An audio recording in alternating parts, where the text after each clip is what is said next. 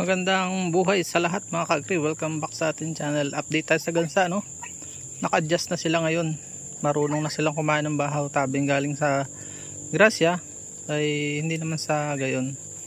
Yung bahaw kasi sometimes ay hindi talaga maiwasang hindi ka ginanahan sa pagkain. Minsan ay busog ka pa, may kinain kang iba. Kaya po yan, natitira ang bahaw. O sa halip na sa manok, minsan may wala kaming manok, minsan ay meron, naubos sa aming manok. Buti na lang may namigay sa amin ng manok na kahanggan dito na lumaki. Yun, bigay na total sa amin. Dito na napipisa at dito na lumalaki. Yun, amin na lang yan. O ayan ang aking safety. Nilagyan ko ng mga plastic sa gabi. Ito yung kanilang liguan, madumit, nagkukulkul sila. Lumuang na, tinanggal na yung mga lupa. Talagyan ko pa ulit ito ng buhangin. Yan, gusto nila yung bahaw ngayon. Dati nung unang dating, nagugutom yan ay napipilitan kumain ng mga hindi nila kinakain. Kahit basta magkalaman lang naman ang tiyan sa gabi, kakaawa naman tutulog ng gutom na gutom.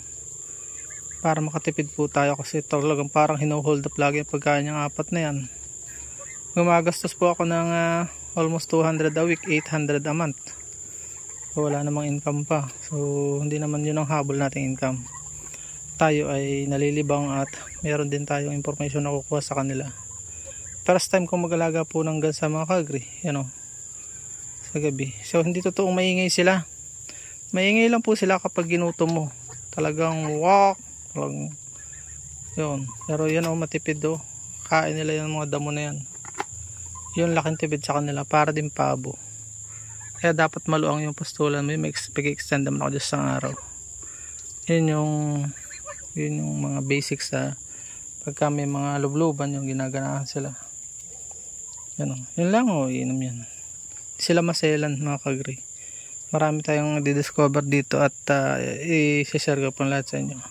By the way, bago po ako magtapos, baka po interesado kayo sa kwento ng buhay ko, yung bang matutunan nyo rin yung pag-YouTube nang hindi na kayo maraming loss na oras sa sinayang, energy, resources.